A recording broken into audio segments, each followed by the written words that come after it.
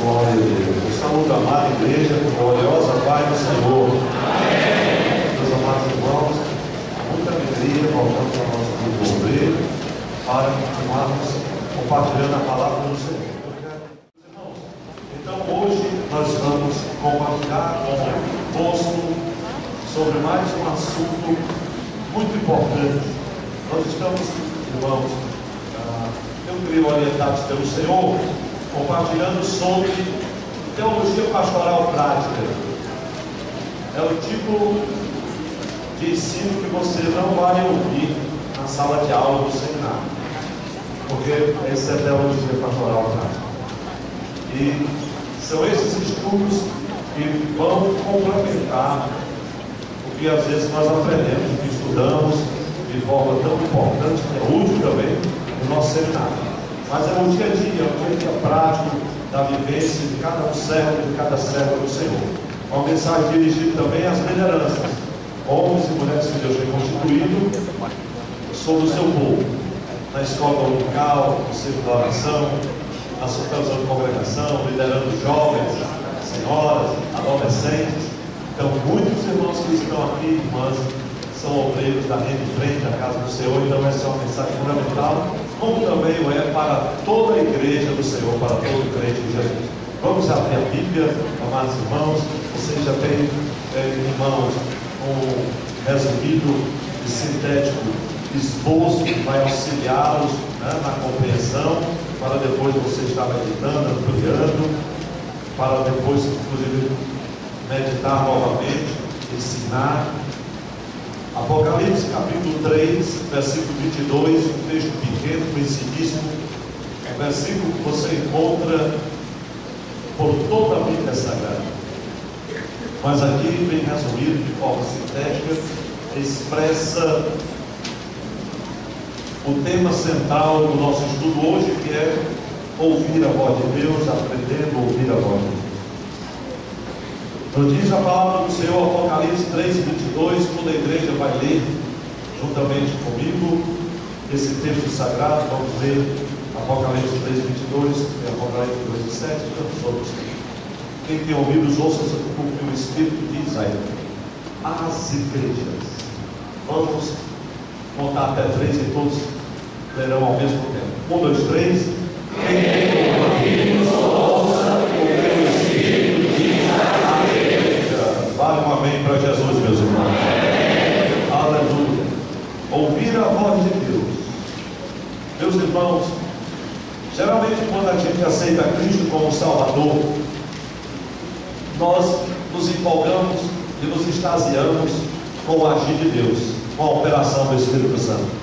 O que mais chamou minha atenção no início da minha fé era ouvir as irmãs falando em línguas estranhas, era ouvir a voz de Deus profética sendo pronunciada através daquelas amadas irmãs e dos irmãos. Na minha casa, cotidianamente, eu ouvia aquela expressão gloriosa, mesmo eu não entendendo, não sabendo explicar. Algo tocava no meu coração, me chamava a atenção, e eu queria saber o porquê daquelas línguas. Eu queria entender, Senhor, como é que tu fala? E às vezes chegava na igreja, o pastor dizia assim: o Senhor me falou. E eu pergunto: como foi que Deus falou comigo? E o outro irmão disse assim: o Senhor me fez entender como foi que Deus fez isso. Na outra oportunidade, a gente ouve os irmãos trazendo a palavra desses irmãos: o Senhor me revelou. Também não sabia como é que o Senhor revelava. Irmãos, Deus me deu uma visão, mas como é que esse homem tem uma visão?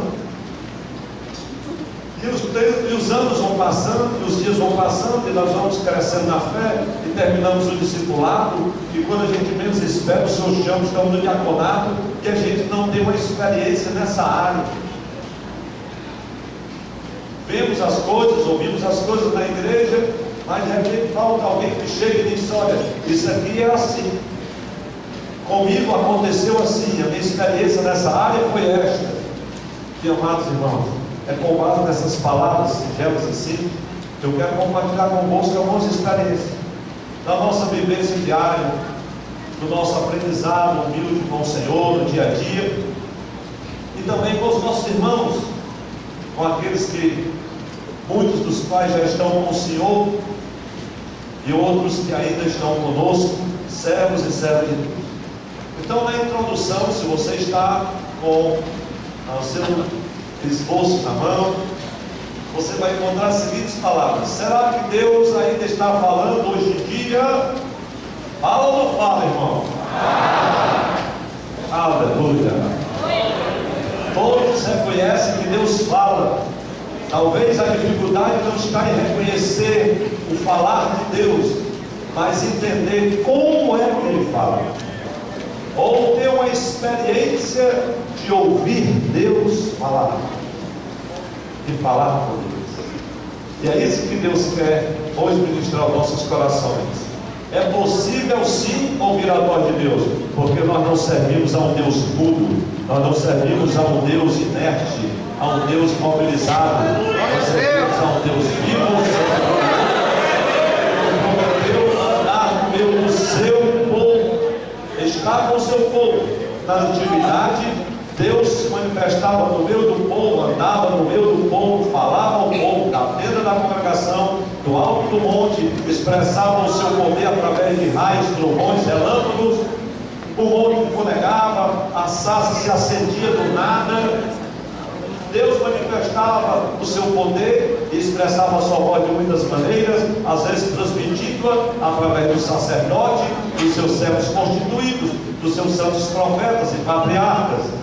Mas a palavra do Senhor nos declara que hoje, aleluia, Ele nos fala, mesmo porque no passado falou de muitas maneiras e muitas vezes, Ele nos fala agora pelo Filho e pelo seu Espírito. Um Deus que andava somente no meio do povo, se manifestava ao povo, falava ao povo.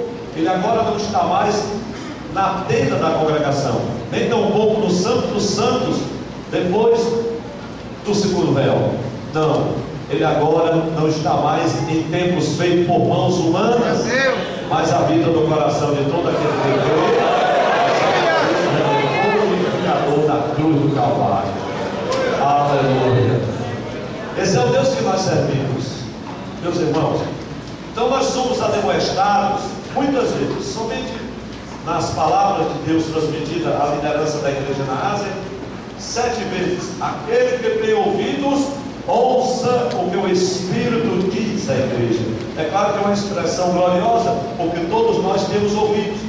Uma coisa é você ouvir com os seus ouvidos físicos, outra coisa é você ouvir com os ouvidos espirituais. Às vezes nós damos a atenção ao que Deus está falando com os ouvidos físicos, mas nós não damos a Deus a audição do nosso coração. Ou seja, você ouve a palavra, você até dá glória a Deus, se levanta, você faz bastante barulho em nome de Jesus, mas você não foi tocado efetivamente no seu coração. A palavra não tocou você, porque você não deu a audição do coração para Deus falar consigo. Mesmo porque, irmãos, os sons desse mundo são muito roucos, são muitas coisas que nos desconcentram da presença do Senhor. Nós temos dificuldades em manter o hábito devocional regularmente. Portanto, o tempo que passamos a sós com Deus é cada vez diminuto, é cada vez menor. E se nós não paramos, se nós não vamos diante do Senhor em oração, meditação da palavra, a questão da contemplação já não existe mais. Eu lembrava-me do texto lá de Atos dos Apóstolos, quando o apóstolo Paulo, capítulo 14, o apóstolo Paulo, ele na sua segunda viagem missionária, ele saía à margem do rio, procurando um lugar propício para orar. Os crentes que saem em busca desses lugares são cada vez menores em número.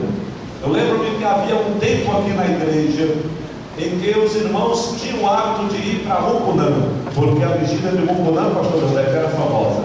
Vocês se lembram?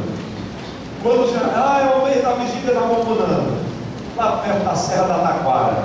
Era tudo muito simples, tudo muito esquisito, mas era a alegria do povo ir lá a Mucunã, porque se sabia que lá tinha uma vigília abençoada para encontrar com o Senhor. Hoje o tempo mudou, é vigilhão. E no vigilhão só é oba-oba, o que se faz menos é orar. Se sapateia mais. E ouve-se os cantores até de madrugada, mas se ora muito pouco e acontece pouca coisa, porque Deus tem pouco espaço para bradar com a sua voz.